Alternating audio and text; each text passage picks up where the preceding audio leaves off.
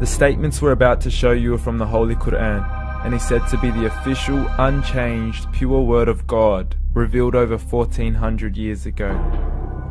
Claiming to be the word of God is a heavy statement, and without proof, or if a single contradiction is found within the book, the apparent word of God will be proven false. So without further ado, let's put the book to the test.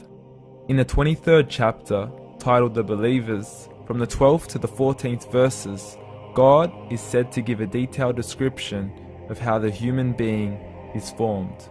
It begins by saying, "We then placed him as a sperm drop in a place of settlement, firmly fixed. Then we made the drop into a alaqa." We will translate this word very soon. "And then we changed the alaqa into a lump. Then we made out of that lump into bones. And then we clothed the bones with flesh. Then we caused him to grow and come into being and attain the definitive human form." In the 21st century, we can now safely say that this verse is clearly describing the process of human development in correct chronological order.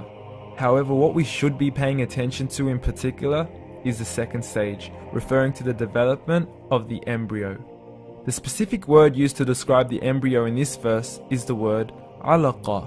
The word alaqa, when translated into English, can mean three separate things. Firstly, a blood clot, or to be suspended, that is to be hanging or clinging to something, or thirdly and finally, a leech. Now, all three definitions don't come anywhere near what we perceive to be the human embryo. So, why are these words used, and what significance do they share with the human embryo? Can the embryo be described as a blood clot? Well, what do you think? In the third week of embryonic development, a tubular heart joins with the blood vessels to form a primordial cardiovascular system, and by the end of the third week, the blood is circulating and the heart begins to beat on day 21. The first thing that comes to mind in regards to being suspended or hanging is the umbilical cord. But we can't use that example because we are simply referring to step 2, before the baby has even formed. But we now know today that the umbilical cord is formed from the connecting stalk. And the connecting stalk is formed as soon as the embryo is formed. The embryo's connecting stalk has even been described by John Allen and Beverly Kramer as an object to suspend the developing embryo in the extra-embryonic column. So an embryo is suspended and does have a strong resemblance with a blood clot. What on earth would an embryo have to do with a leech? Figure A shows the structure of an embryo at 25 days. Figure B shows a leech.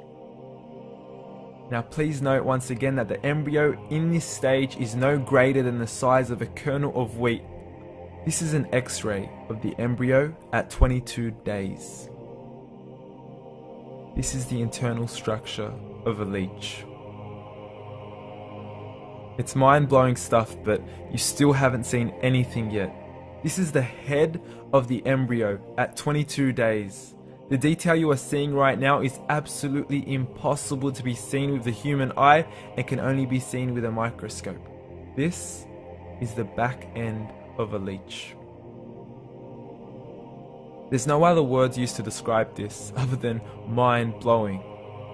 The pictures we have shown you are impossible to be seen with the human eye or even to be predicted by the human mind.